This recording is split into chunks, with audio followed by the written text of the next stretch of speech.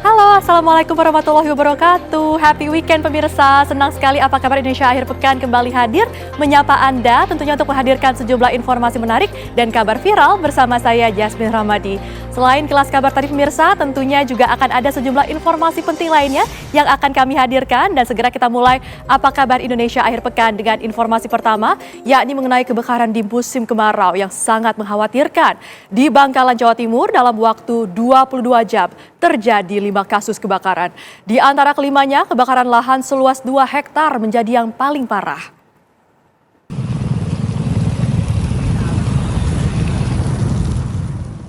Empat kebakaran lahan dan satu kebakaran gudang membuat petugas pemadam kebakaran Bangkalan kewalahan karena semuanya terjadi dalam kurun 22 jam saja. Di salah satu kejadian, yaitu di sisi barat akses Suramadu dari arah Surabaya, petugas harus memadamkan kebakaran yang melahap pohonan dan rumput kering. Kebakaran di area yang luas ditambah angin kencang dari Selat Madura membuat upaya pemadaman sulit dilakukan. Butuh waktu 1 jam untuk pemadaman yang kemudian dilanjutkan proses pendinginan untuk mencegah kebakaran baru. Menurut warga, kebakaran disebabkan pembakaran sampah liar.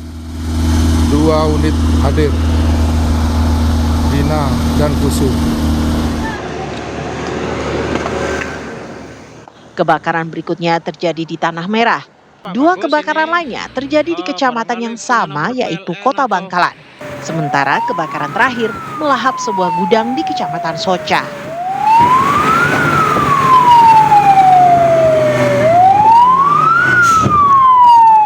Untuk hari ini ada 4 kali pemadaman Mas ya. Yang pertama itu di Kelurahan Melajah, terus yang kedua itu di Tanah Merah, yang ketiga itu Suramadu. Itu ketiga-tiganya itu sama-sama lahan yang berpotensi juga membahayakan lingkungan sekitar. Terus yang terbaru barusan itu di Sembilanan Desa Keramat, itu sebuah gudang.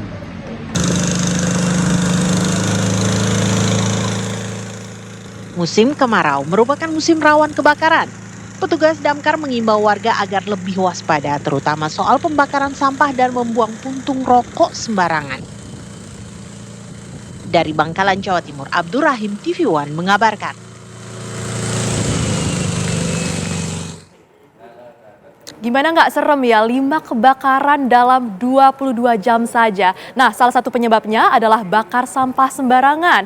Buat Anda yang masih suka bakar sampah sembarangan, ini ada imbauan dari Damkar Gunung Kidul, Daerah Istimewa Yogyakarta agar musim kemarau aman dari kebakaran.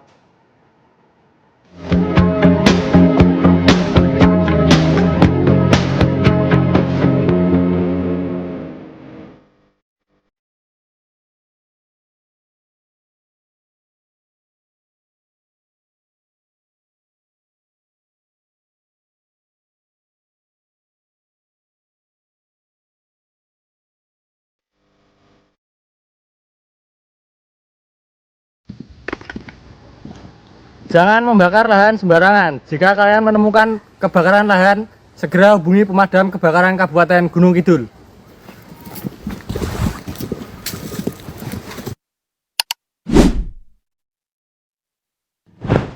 Pemirsa, gara-gara menyetel musik dengan suara kencang, seorang pria penghuni penginapan di Batam, Kepulauan Riau, dipukuli sejumlah orang. Pria tersebut lalu memviralkan pemukulan terhadapnya, namun kini ia sudah jadi tersangka. Yang kelai satu yang mau mukul rame, aneh.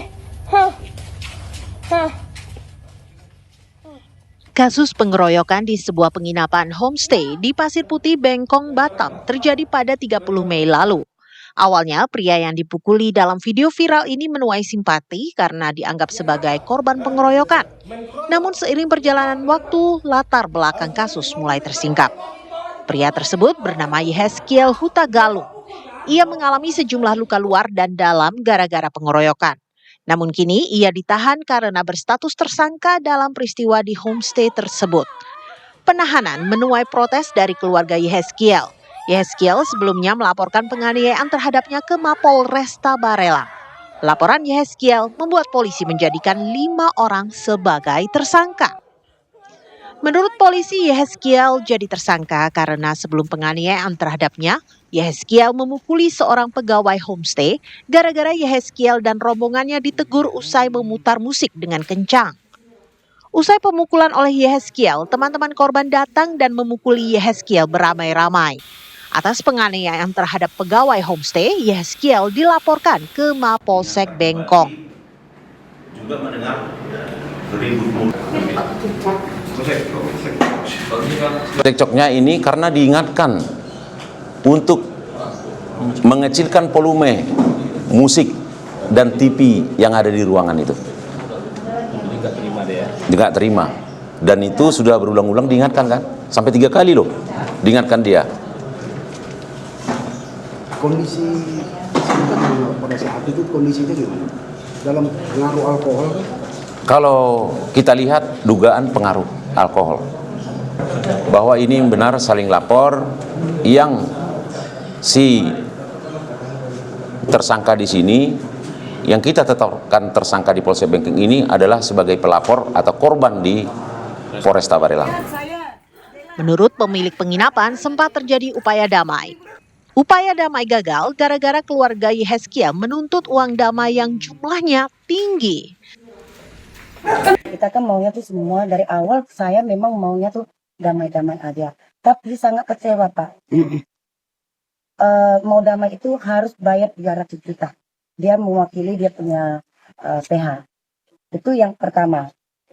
Kami jumpa sama menantu, sama kakak saya, sama 2 PH-nya di Greenland. Ya. Yang kedua kali setelah Yehezkiel sudah di dalam rutan ini, di dalam set ini, PH-nya nelpon lagi, negosiasi lagi. Yang bersangkutan ibu itu mau damai boleh, minta lagi 100 juta. Jadi menantu saya bilang, maaf, kalau mau damai secara keluarga boleh. Kalau masalah uang tidak bisa. Yehezkiel kini dijerat dengan undang-undang pidana yang ancaman hukumannya paling lama 2 tahun 6 bulan penjara. Sementara 5 tersangka yang dilaporkan Yehezkiel diancam hukuman 5 tahun penjara. Dari Batam, Kepulauan Riau, Alboin TV One mengabarkan.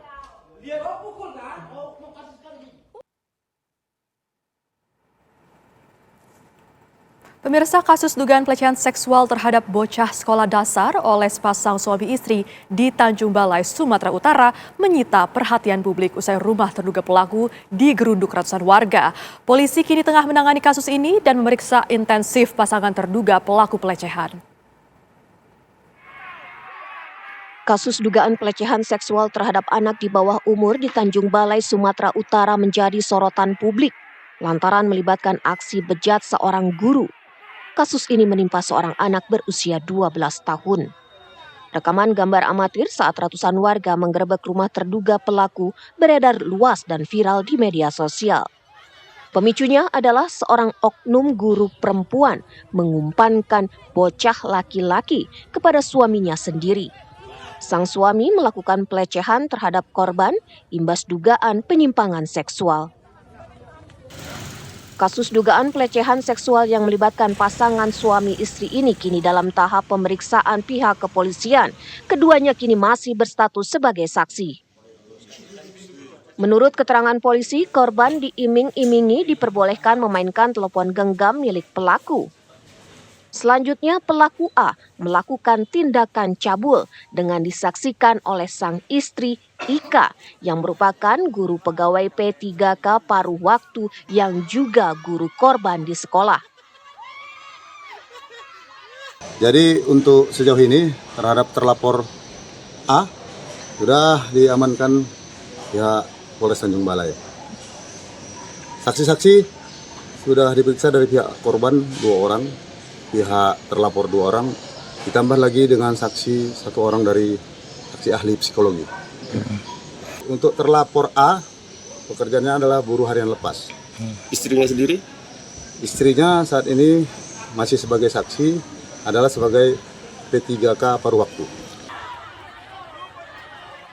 Kabar dugaan pelecehan seksual oleh pasangan suami istri ini tersebar sehingga memunculkan reaksi warga. Tak pelak, Rabu malam lalu ratusan warga menggeruduk rumah terduga pelaku di Jalan Burhanuddin. Kehadiran massa dipicu kemarahan dan keprihatinan atas apa yang dialami korban. Situasi sempat memanas, warga meminta terduga pelaku bertanggung jawab.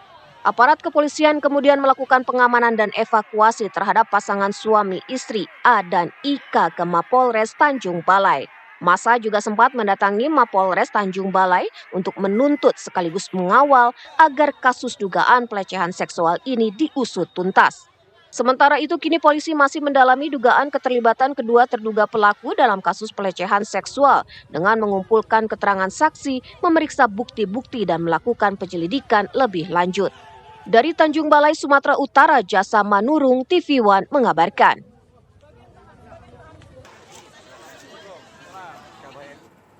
Wali Kota Tanjung Balai, Sumatera Utara, Mahyarudin Salim menjenguk dan menjumpai korban tindakan asusila di rumahnya.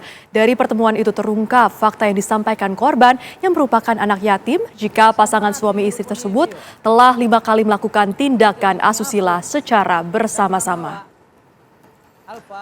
Wali Kota Tanjung Balai, Sumatera Utara, Mahyarudin Salim bertemu dengan A, anak usia 12 tahun, pelajar sekolah dasar di Kota Tanjung Balai, Sumatera Utara. Kedatangan ini guna melihat kondisi terakhir korban. Kepada wali kota, korban bercerita bila dirinya sudah digiring si guru, AI, menuju rumah. Di rumah korban diberikan telepon genggam dan selanjutnya dua pasangan suami istri itu melakukan aksi bejat ke korban secara bersama-sama. Mirisnya, tindakan ini tidak hanya dilakukan sekali, namun sudah berlangsung sebanyak 5 kali. Peristiwa ini sudah pernah dilaporkan keluarga sambung korban pada bulan Mei lalu, hingga pada akhirnya ratusan warga menggeruduk rumah pelaku. Wali Kota Tanjung Balai meminta warga untuk tetap tenang dan percaya kepada proses hukum yang akan diberikan kepada pelaku.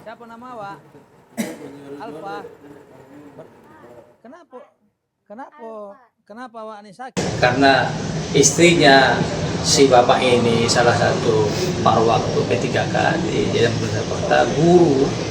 Ya, kami pastikan bahwa bagaimana psikologisnya. Jadi beliau mengatakan bahwa ya saat ini kondisinya sedang trauma, gitu. Ya takut untuk kembali ke rumah. Dan saya juga meminta dan mengimbau kepada masyarakat karena ini prosesnya sedang berjalan di Polres Kota Tanjung Balai. Ya marilah kita berikan kepercayaan sepenuh-penuhnya kepada para penegak hukum. Sudah 5 bulan, tumpukan sampah di ruang terbuka hijau di Penjaringan, Jakarta Utara membuat warga terganggu. Usai jeda, kami kembali, tetaplah bersama kami di Apa Kabar Indonesia Akhir Pekan.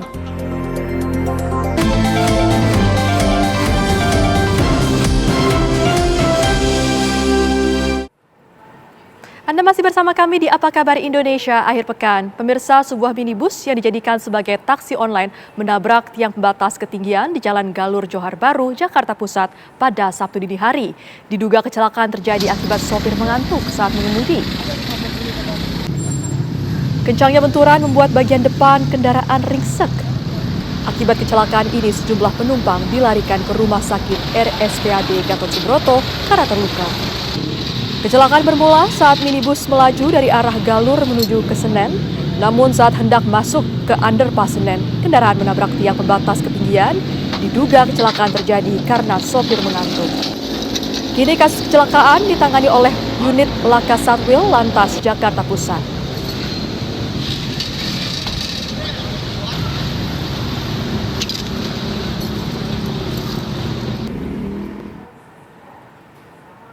Sebuah komunitas lari yang diselenggarakan oleh warga negara asing viral di media sosial. Komunitas lari yang bertajuk Silent Disco Run itu diduga rasis lantaran hanya boleh diikuti oleh warga negara asing saja. Ada event lari yang diadakan di Bali, yaitu Bali Silent Disco, beberapa waktu yang lalu, bahwa dari pihak imigrasi sudah mengidentifikasi warga negara asing yang terlibat. Ada 2 warga negara asing yang terlibat, itu saat ini ternyata kita cek keberadaannya sudah berada di luar Indonesia pada tanggal 23 Juli yang lalu. Dan apa yang kami lakukan? Kami lakukan pertama kali adalah melakukan penangkalan, sehingga oleh karena itu orang asing tersebut, 2 WNA tersebut tidak bisa lagi masuk ke Indonesia. Itu yang pertama. Kedua, kami sudah memerintahkan kepada jajaran imigrasi Bali untuk mengusut lebih lanjut.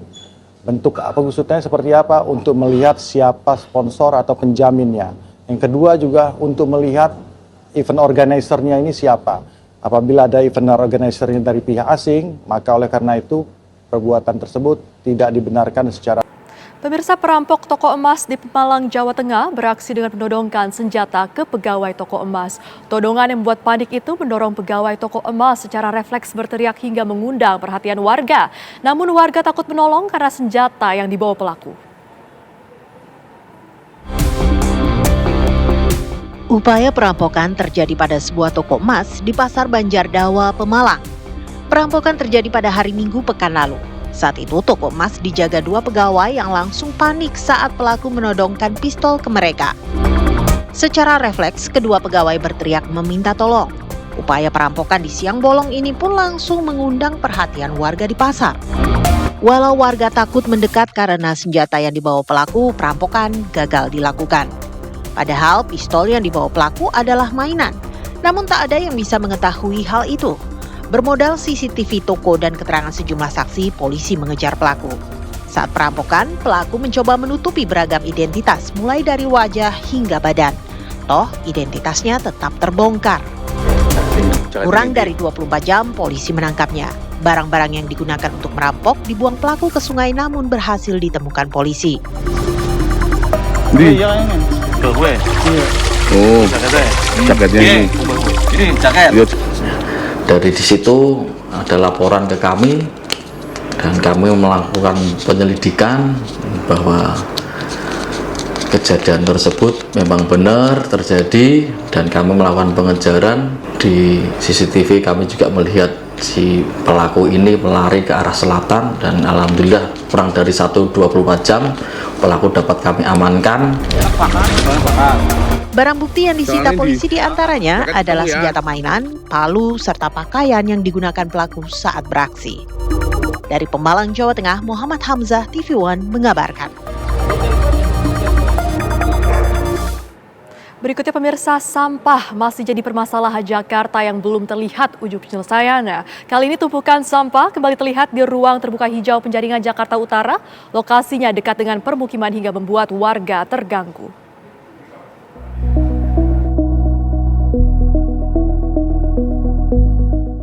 5 bulan menumpuk, gunungan sampah dekat hutan kota Penjaringan Jakarta Utara ini makin tinggi.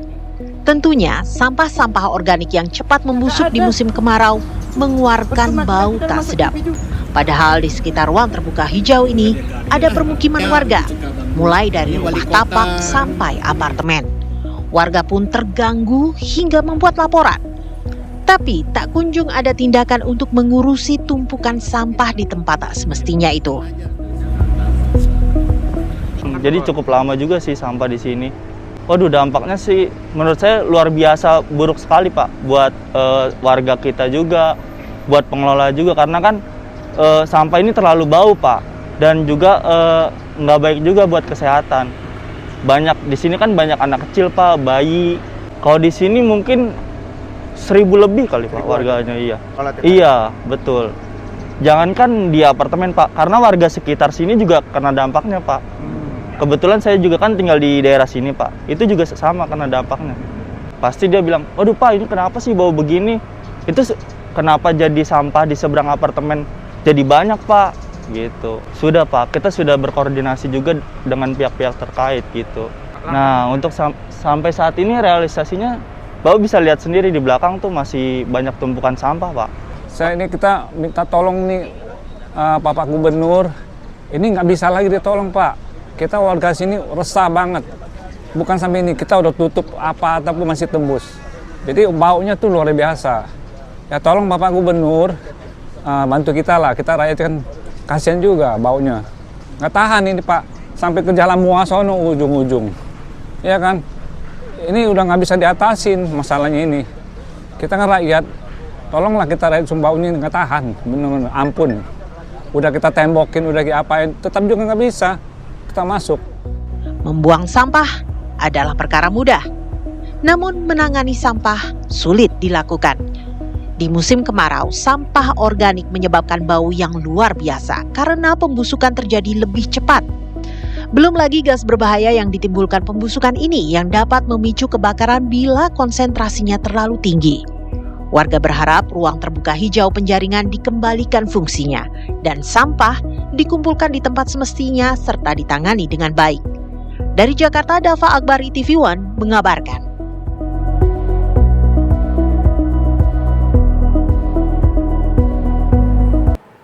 Pemirsa, sampah memang menjadi masalah pelik di Jakarta. Nah, di penjaringan ini sampah sudah menumpuk beberapa bulan. Lalu apakah akhirnya ada solusi dari keresahan warga? Kita bergabung dengan rekan Yolanda Caniago di sana. Yolanda, bagaimana saat ini kondisi di penjaringan Jakarta Utara? Apakah sampah sudah mulai diangkut atau masih sama seperti kemarin-kemarin?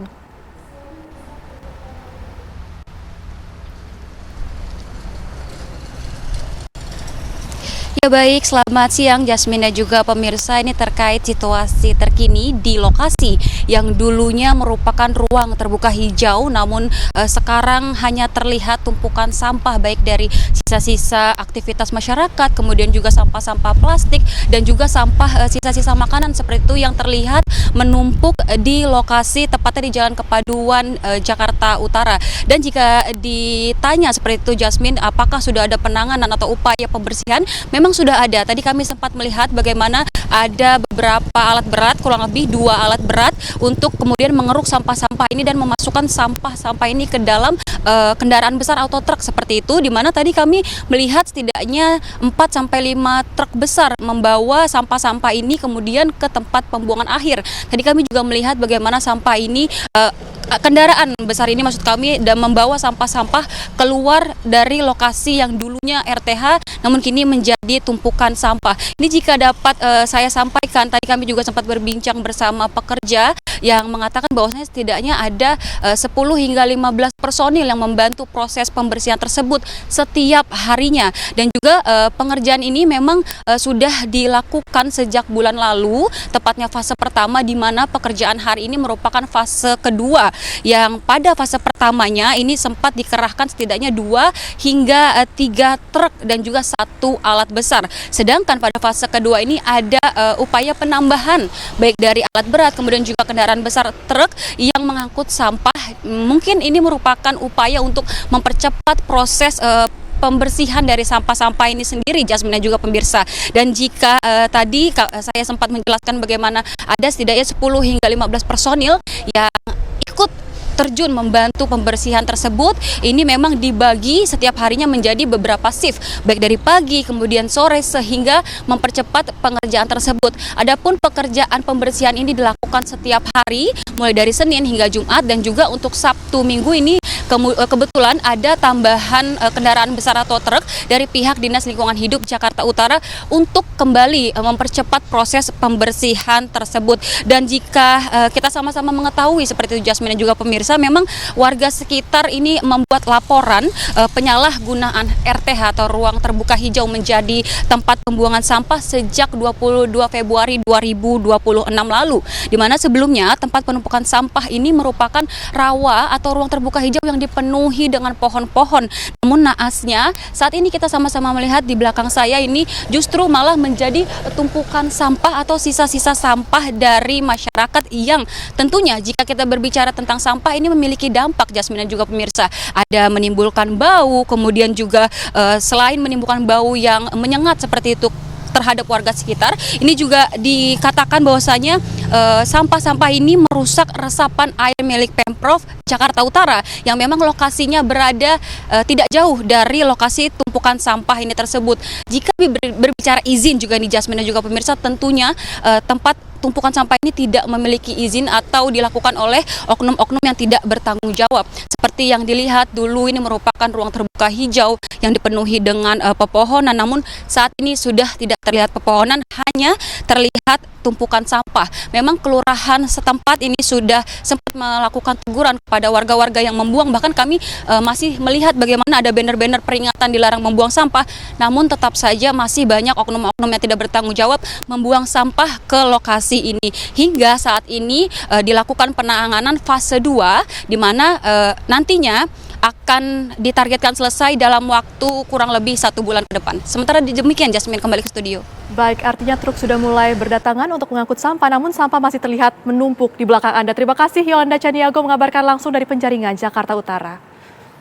Pemirsa, tim SAR gabungan hingga siang ini masih mencari awak kapal dan wisatawan speedboat yang hilang kontak di perairan Tomini di Gorontalo. Apa kabar Indonesia akhir pekan? Akan kembali usai jeda, tetaplah bersama kami.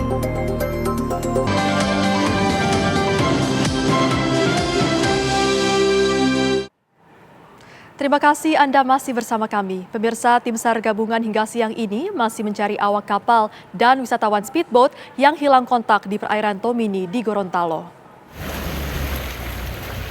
Korban hilang terdiri dari 11 wisatawan asing dan 2 awak. Sayangnya, pencarian hari ini terkendala gelombang tinggi. Menurut tim SAR, upaya pencarian dilakukan sejak pagi tadi setelah laporan diterima sore kemarin. Speedboat berangkat dari Sangtung Una-Una Dive Resort, Tojo Una-Una, Sulawesi Tengah. Seharusnya speedboat tiba di tujuan yaitu Pelabuhan Marisa, Gorontalo pada pukul 11 siang. Namun hingga saat ini speedboat tak kunjung sampai tujuan. Pencarian diintensifkan di barat daya Pantai Pohon Cinta dan tim pencarian dibagi 3. Karena kondisi gelombang yang mencapai ketinggian 2,5 meter, pencarian dihentikan sementara menjelang siang tadi waktu setempat. Korban berasal dari Chechnya, Belanda, Jerman, Prancis, dan Belgia. Pencarian juga melibatkan unsur lain seperti warga, Polairut, dan Angkatan Laut. Sementara karena cuacanya malam ini apakah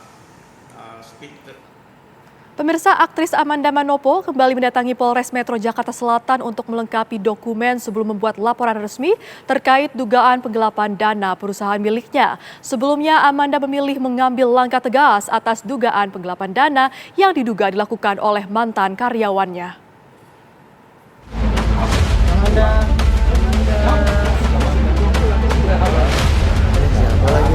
Aktris Amanda Manopo menyampaikan sikap tegasnya terkait kasus dugaan penggelapan dana dan teror yang dialaminya. Ditemani kuasa hukum, aktris Amanda Manopo mendatangi Polres Metro Jakarta Selatan untuk melaporkan mantan pegawainya yang diduga telah melakukan penggelapan dana perusahaan. Berdasarkan hasil audit, Amanda mengaku mengalami kerugian hampir 3 miliar rupiah selama 8 bulan. Dana tersebut diduga digunakan pelaku untuk berbagai keperluan pribadi. Selain dugaan penggelapan dana, Amanda juga menyebut mantan pegawai tersebut diduga melakukan praktik mistis di kediamannya. Terciumnya itu setelah saya melakukan pemecatan ya. Pemecatan karena ada tindakan yang tidak menyenangkan sebenarnya. Emang gak lucu sih. Itu ketahuannya karena dia ngedukunin saya dulu. Jadi ada bukti-bukti juga, bukti-bukti otentik yang dimana lewat dari video-video, dari CCTV rumah. Kamu ada CCTV-nya? Ada bukti-buktinya di mana ternyata dia taruh tanah kuburan di rumah saya, dari minum yang saya minum, ternyata itu pun didoa-doain, bahkan kayak apa sih namanya, dupa, jadi rumah saya didupa-dupain, dan itu pasti kan akan merembet kemana-mana ya, apalagi sekarang saya sudah menikah dan punya anak, dan dia masih terus melakukan itu. Sampai sekarang masih? Sampai sekarang. Pihak kuasa hukum telah mengantongi bukti dan informasi mengenai sejumlah rekening yang diduga digunakan pelaku dalam aliran dana hasil penggelapan. Kita sudah menyiapkan semua bukti, tinggal menunggu beberapa bukti terkait yang tadi kami sampaikan. Jadi ada bukti rekening koran dan juga rekapitulasinya juga kita lagi lengkapi. Terus kemudian saksi-saksi juga sudah saya brief, sudah saya pertanyakan juga ke manajemennya Amanda siapa-siapa yang akan hadir. Insya Allah minggu depan setelah buat laporan berikutnya kita akan siapkan semua saksi yang memang mengetahui kejadian. Amanda Manopo juga mengaku sempat menerima ancaman pembunuhan melalui pesan suara dari oknum tersebut, sehingga akhirnya menempuh jalur hukum. Dari Jakarta, Robin Freddy, TV One mengabarkan. Pemirsa, Polri menggelar Kapolri Cup Shooting Championship di lapangan tembak Brimob Kelapa II Depok. Ajang menembak sekaligus menjalin silaturahmi dan membangun sinergi antara Polri dan masyarakat.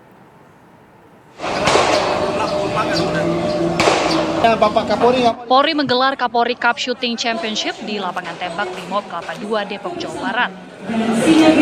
Kapolri Cup Shooting Championship dibuka dengan simbolis Kapolri dan dihadiri sejumlah pejabat, baik anggota DPRD serta pemimpin redaksi media. Kapolri Jenderal Listio Sigit Prabowo mengatakan perlombaan menembak ini menjadi ajang silaturahmi dan membangun sinergi antara Polri, media, dan masyarakat. Sama mengikuti kejuaraan di samping juga tentunya untuk lebih meningkatkan sinergitas. Kemudian juga teman-teman media, jadi para pimpinan redaksi juga ikut, dan ini juga bagian dari upaya kita terus untuk membangun sinergitas, membangun kerjasama dan kemitraan yang selama ini sudah terjalin dengan baik. Sementara Dankor Brimob Komjen Ramdhani Hidayat mengatakan acara ini diikuti berbagai elemen baik TNI, Polri, dan masyarakat. Anggota hampir 1.000 yang ikut seluruh Indonesia. Kemudian dari untuk kegiatan yang reaksi kurang lebih 700 pendaftar. Acara Kapolri Cup Shooting Championship masih diselenggarakan hingga esok Minggu. Dari Depok, Jawa Barat, Meli Kasna, TV One mengabarkan.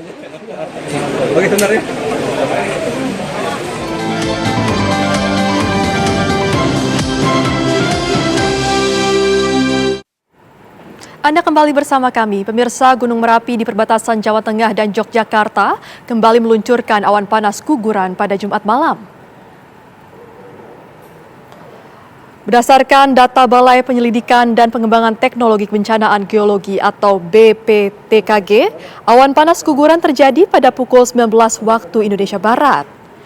Estimasi jarak luncur mencapai 1,9 km dengan amplitudo maksimal 33,1 mm dan berdurasi 129,40 detik. Awan panas guguran ini tercatat mengarah ke barat daya, tepatnya di hulu Kali Sat dan Kali Putih. Saat ini tingkat aktivitas Gunung Merapi masih berada pada status siaga atau level 3. Pihak Badan Geologi dan BPTKG Yogyakarta mengimbau kepada seluruh masyarakat agar menjauhi dari daerah bahaya serta alur sungai yang berhulu di Gunung Merapi.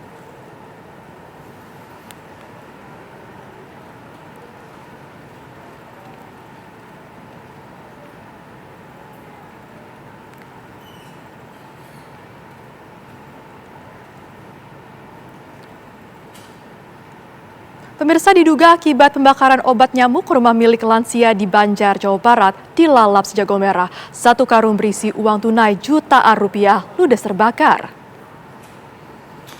Inilah pemirsa video amatir yang direkam warga ketika api menghanguskan rumah milik Entin di Neglasari, Banjar, Jawa Barat, Sabtu siang.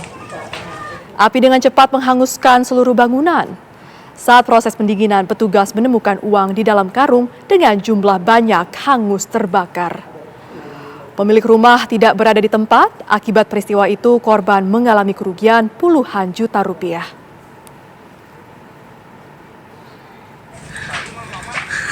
Bapak mohon cepat, soalnya ini apinya merembet.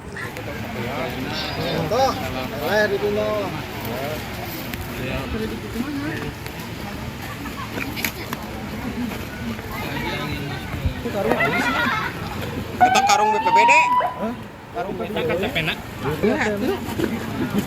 Dan informasi tadi sekaligus menutup jumpa kita di Apa Kabar Indonesia akhir pekan. Sesaat lagi Anda akan menyaksikan Kabar Petang bersama dengan Nadila Saleh dan Aditya Nugroho. Wakil kru bertugas, saya Jasmine Rahmadi, pamit undur diri. Terima kasih dan happy weekend.